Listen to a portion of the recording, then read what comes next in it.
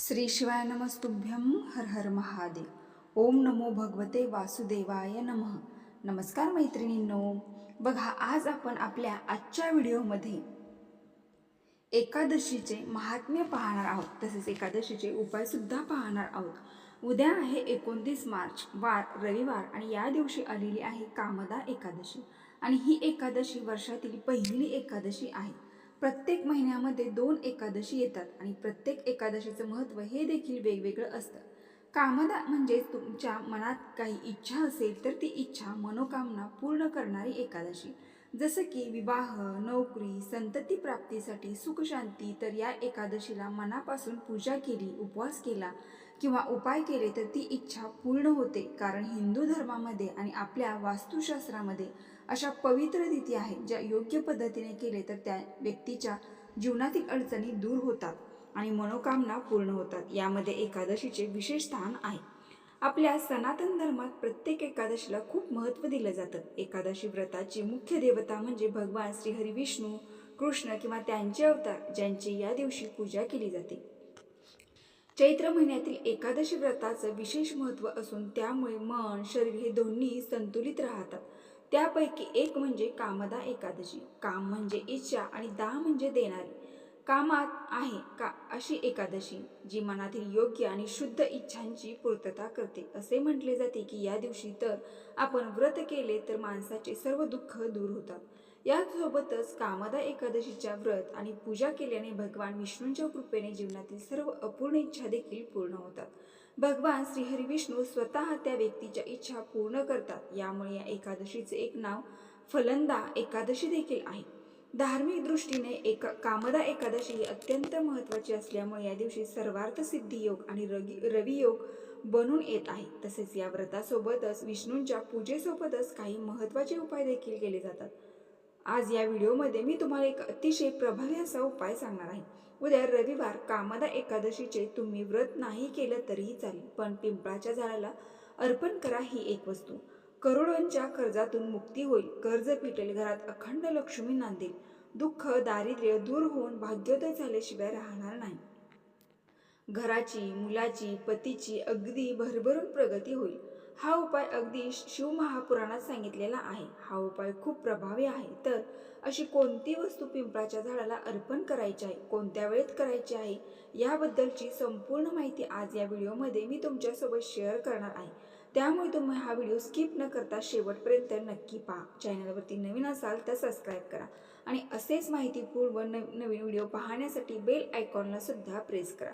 म्हणजे जो उपाय मी तुम्हाला आज सांगणार आहे तर हा उपाय तुम्ही दिवसभरामध्ये कधीही करू शकता, अगदी सकाळपासून ते संध्याकाळपर्यंत. परंतु अगदीच तुम्हाला शक्य असेल तर हा उपाय तुम्ही सकाळी 9:30च्या अगोदर करण्याचा जास्तीत जास्त प्रयत्न करा किंवा सायंकाळी 6 वाजल्यापासून ते 7:30 वाजेपर्यंत हा उपाय करण्याचा जास्तीत जास्त प्रयत्न करा. कारण ही जी वेळ असते ना, ही लक्ष्मी प्राप्तीची वेळ असते. या वेळेला लक्ष्मी आपल्या घरामध्ये येत असते. सकारात्मक लहरी असतात तर त्या खूप जास्त प्रमाणामध्ये सक्रिय असतात आणि म्हणून यावेळेत आपण हा उपाय केला तर या उपायाचा आपल्याला खूप अधिक पटीने फळ प्राप्त होते. जर तुमच्यावरती एखादं कर्ज असेल, तुम्ही सतत कर्जाच्या ओझाने दबलेला असाल, मग हे कर्ज घराचं असेल, गाडीचं असेल, जमिनीचं असेल किंवा इतर कुठलंही कर्ज हे तुमच्यावरती असेल आणि ते कर्ज तुम्ही परतफेड करण्याचा प्रयत्नसुद्धा करत आहे, परंतु हवे तसे पैसे तुमच्या कर्ज फेडण्यासाठी येत नाहीत किंवा कर्ज फेडण्यासाठी तुम्हाला योग्य मार्ग मिळत नाही, कष्ट आणि मेहनत करूनही तुमच्या कष्टाला आणि मेहनतीला नशिबाची साथ मिळत नाही, त्यामुळे तुम्हाला सतत आर्थिक अडचणींना सामोरे जावे लागत असेल, आलेला पैसा हा तुमच्याकडे टिकत नसेल, एखादा उद्योग व्यवसाय आहे परंतु तो चांगला चालत नाही, तर तुम्ही उद्याच्या दिवशी हा जो उपाय आहे तो उपाय नक्की करा. हा उपाय केल्याने कितीही मोठे कर्ज तुमच्यावरती असेल तर ते नक्की दूर होईल. पैसे येण्याचे सर्व मार्ग मोकळे होतील. आता हा उपाय करण्यापूर्वी उद्या सकाळी लवकर उठायचं आहे, स्वच्छ स्नान करायचं आहे. अंघोळीच्या पाण्यामध्ये तुम्हाला थोडीशी हळद, गंगाजल टाकून स्नान करायचंय. अगदी हे काहीच नाही तर फक्त काळे तीळ टाकून अंघोळ करा. यामुळे आपल्याला काही दोष लागले असतील, पितृदोष असेल, काही नकारात्मकता असेल, कुणी काही करणेबाधी केली असेल तर यासारखे दोष आहेत ना, ते सुद्धा नष्ट होतात. आपलं शरीर हे शुद्धीकरण होत असतं, पवित्र होत असतं आणि जेव्हा आपलं शरीर शुद्ध होऊन आपण काही उपाय करतो तेव्हा त्या उपायांचं निश्चितच फळ प्राप्त होते. यानंतर स्वच्छ कपडे परिधान करून आपल्या देवघरातील देवांची विधिवत पूजा करून घ्यायची आहे. पूजा करत असताना भगवान श्रीहरी विष्णूंना पिवळ्या कलरच्या सर्व वस्तू अर्पण कराव्यात. एक शुद्ध गाईच्या तुपाचा दिवा प्रज्वलित करून भगवान श्रीहरी विष्णूंना एक तुळशीचे पान अर्पण करावे. तुळशीचे पान अर्पण केल्याने तुमची सर्व इच्छा मनोकामना लवकर पूर्ण होते असे म्हटले जाते. म्हणून त्यांच्या चरणी 11 किंवा 21 तुळशीची पाने अर्पण करावी. तसेच त्यानंतर आपल्या हातामध्ये 11-21 तांदूळ ठेवून आपल्या मनात म्हणजे काही इच्छा मनोकामना आहे ती मनात मध्ये ठेवून 11 वेळा ओम नमो भगवते वासुदेवाय नमः म्हणून त्या श्री हरी विष्णूंच्या चरणी श्रीकृष्णांच्या चरणी अर्पण करावे. यामुळे सुद्धा तुमची जी काही इच्छा आहे ती इच्छा पूर्ण होते.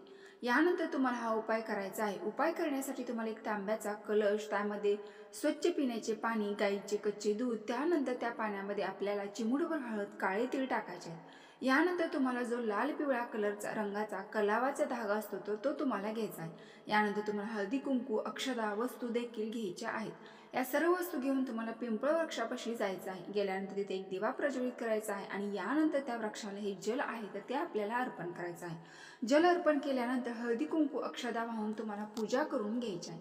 यानंतर या वृक्षाला 11 प्रदक्षिणा घालायच्या आहेत. प्रदक्षिणा करत असताना ओम नमो भगवते वासुदेवाय नमः या मंत्राचा जप करायचा आहे. जो लाल पिवळ्या रंगाचा कलरचा धागा आपण घेतला आहे ज्याला रक्षासूत्र असे म्हटले जातं, तर या झाडाच्या खोडाला किंवा फांदीला बांधायचा आहे आणि बांधत असताना ओम नमो भगवते वासुदेवाय नमः हा मंत्र म्हणून तुमची इच्छा जी आहे तर ती तुम्हाला व्यक्त करायची आहे. आता तुम्ही खूप मोठा फायदा होईल. यानंतर काय करायचं आहे, त्या पिंपळाच्या झाडाचं एक पान घ्यायचं आहे.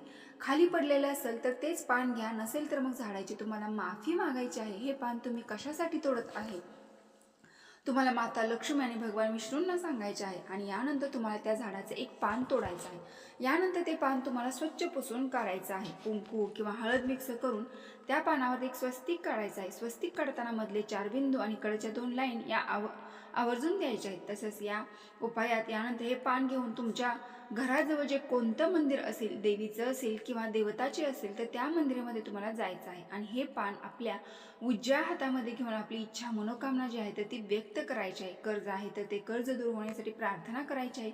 कर्ज फिटण्यासाठी योग्य मार्ग मिळावा अशी मनोभावे प्रार्थना करून ते पान जे आहे तर ते पान त्या मंदिरामध्ये जे कोणते झाड असेल, मग तुळशीचे असेल किंवा मग उंबराचे झाड असेल, पिंपळाचं झाड असेल, जे मंदिराच्या परिसरात, तर त्या झाडाच्या मुळापाशी तुम्हाला हे पिंपळाचं पान, 2 केळी जे आहेत तर त्या ठेवायच्या आहेत आणि यानंतर पुन्हा एकदा आपली इच्छा मनोकामना तर ती व्यक्त करायची आहे. तर अशा पद्धतीने तुम्हाला हा जो उपाय आहे तर तो उद्या कामदा एकादशीला करायचा आहे. जो पण व्यक्ती मनोभावे हा उपाय करेल त्याच्यावरती कितीही मोठं कर्ज असेल तर त्या कर्जातून मुक्त होण्यासाठी, कर्ज फिटण्यासाठी योग्य मार्ग मिळेल आणि त्या व्यक्तीच्या नशिबाचा भाग्योदय हा झाल्याशिवाय राहणार नाही. आता बघा, कष्ट करूनही तुमची आर्थिक स्थिती सुधारत नसेल तर उद्या एकादशीला तुम्ही व्रत करू शकत नसाल तर मनोभावे विष्णू सहस्रनामाचा पाठ करा किंवा श्रवण करा. कापूर हा साक्षात भगवान विष्णू आणि माता लक्ष्मीचा अत्यंत प्रिय आणि लाडका आहे. बघा, भगवान शिवशंकरांची आरतीमध्ये आपण म्हणतो कर्पूर गौरम करुणावतारम. याचा अर्थ असा आहे की जो कापरासारखा गौरवर्णीय आणि पवित्र आहे तोच माझा ईश्वर आहे. आता आर्थिक तंगीपासून मुक्तता मिळवण्यासाठी कामदा एकादशी दिवशी सकाळी स्नान केल्यानंतर माता तुळशीला स्पर्श न करता दूध मिश्रित केशरने अर्घ्य द्यावे. त्यानंतर एक शुद्ध गाईच्या तुपाचा दिवा प्रज्वलित करावा. माता तुलसीला सुख शांती कामना करावी. त्यानंतर तुलसी मातेचा तुलसी श्री महालक्ष्मी विद्या यशस्विनी या मंत्राचा 11 वेळा जप करावा. असे केल्याने माता तुलसी आपल्या आर्थिक समस्येपासून मार्ग मोकळे करते. कामदा एकादशी दिवशीपासूनच तुमचे सर्व काम यशस्वी पार पडण्यास सुरुवात होईल. या दिवशी तुम्हाला पूजन उपवास करणे जमत नसेल तर लहान मुलांना केवळ केळी दान करावी, त्याने सुद्धा आर्थिक मार्ग मोकळे होतात. आता भीमसेनी कापराचा चमत्कार काय आहे? जेव्हा तुम्ही एकादशी अमावस्येच्या रात्री हा भीमसेनी कापूर जेव्हा रात्री उंबरट्यावर पेटवता तेव्हा त्यातून जो सुगंध दरवळतो तो केवळ नाकाला छान वाटत नाही तर तो तुमच्या घरातील वास्तुदोषांना मुळापासून उपटून ठेवतो. अनेकदा आपल्या घरात विनाकारण कटकटी का होतात? कारण घरातील वायू दूषित झालेला असतो. जुन्या लोकांचे म्हणणे होते की जिथे कापराचा धूर असतो तिथे लक्ष्मी प्रसन्न होऊन स्थिर राहते. कापराचा स्वभाव काय आहे? तो स्वतः जळतो पण मागे सुगंध सोडून जातो. तसेच हा कापूर तुमच्या घरातील नकारात्मक विचारांना जाळून टाकेल आणि तुमच्या मनात सकारात्मकतेचा प्रकाश निर्माण करेल. आता अडकलेली कामे कशी मार्गी लागतात एका सांगते. तुमचे लक्ष गेले आहे का? कधी कधी आपण खूप प्रयत्न करतो पण या ऐनवेळी काम बिघडते. पैशाचे व्यवहार अडकतात याचे कारण म्हणजे तुमच्या कामाच्या आड येणारी नकारात्मक ऊर्जा. जेव्हा भीमसेनी कापराची धुरी तुमच्या घरात पसरते तेव्हा ती ऊर्जा नष्ट होते आणि तुमच्या कामातील अडथळे दूर होतात. जणू काही एखादा बंद दरवाजा उघडण्यासाठी हा कापूरच चावीचे काम करतो.